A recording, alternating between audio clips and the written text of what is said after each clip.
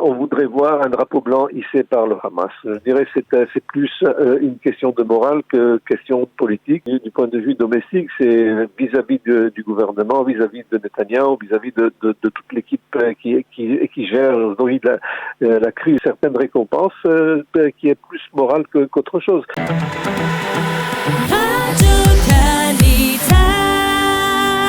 Jacques Neria, bonjour, Boker Tov. Oui, bonjour. Merci d'être avec nous ce matin. Je rappelle que vous êtes ancien officier des renseignements militaires israéliens, ancien conseiller d'Yitzhak Rabin. Alors ce matin, je voudrais vous demander quelles sont à ce jour, une semaine après le début des hostilités, les cibles qu'Israël n'a pas encore touchées et qui pourraient peut-être provoquer une forme de victoire claire et évidente de l'armée israélienne sur le Hamas. Écoutez, les seules cibles qui n'ont pas été encore atteintes, c'est, je dirais, le leadership du Hamas. Donc, on parle de Yahya Sinwar, on parle des chefs comme Mohamed Def. Donc, je dirais, c'est la crème de la crème qui n'a pas été encore touchée. Israël essaie naturellement de cibler ces derniers jours. Pour l'instant, il semble être enterré très profondément dans des souterrains ou dans des tunnels souterrains et dans des abris, sous des hôpitaux ou sous d'autres différentes, je dirais, installations humanitaires pour empêcher le tir israélien. Alors pourquoi faut-il cette image de victoire? On en parle beaucoup dans les médias, dans la presse israélienne. Pourquoi faut-il absolument pour Israël une image de victoire? Est-ce que finalement ce que l'on voit, les images qui viennent de la bande de Gaza ne sont pas suffisantes pour prouver que, eh bien, d'une certaine manière, l'État d'Israël a décimé le Hamas ces derniers jours?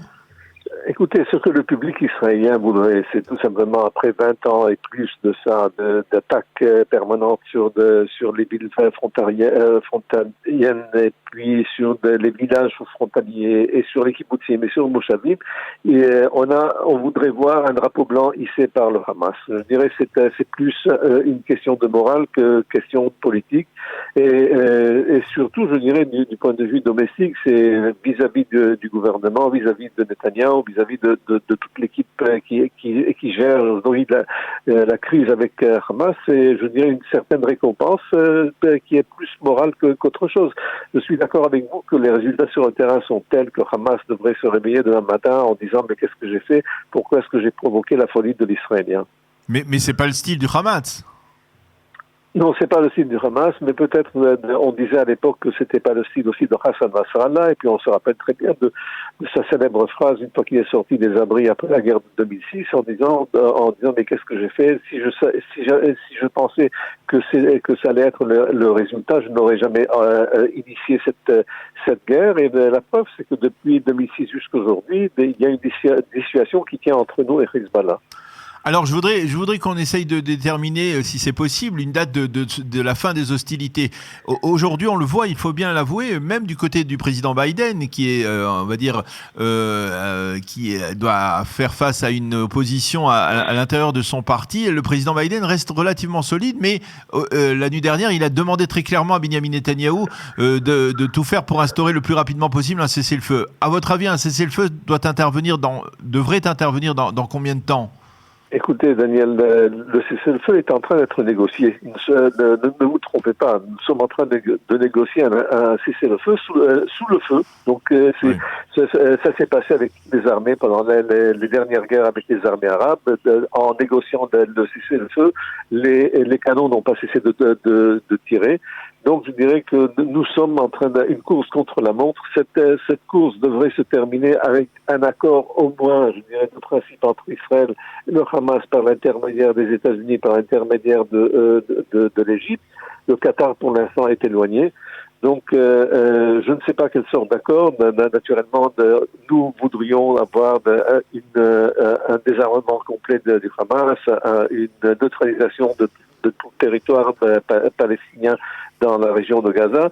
Ça ne se passera pas. On aura sans doute un minimum. Le minimum, c'est un cessez-le-feu, c'est tout. Alors, est-ce qu'on peut, parce que c'est une question qui a été posée également ces derniers jours, est-ce qu'on peut espérer que dans le cadre de cessez-le-feu, on puisse espérer le retour, le rapatriement des corps des 2 soldats israéliens, Ron Shaul et Hadar Goldin, et des 2 civils israéliens qui sont détenus par le Hamas?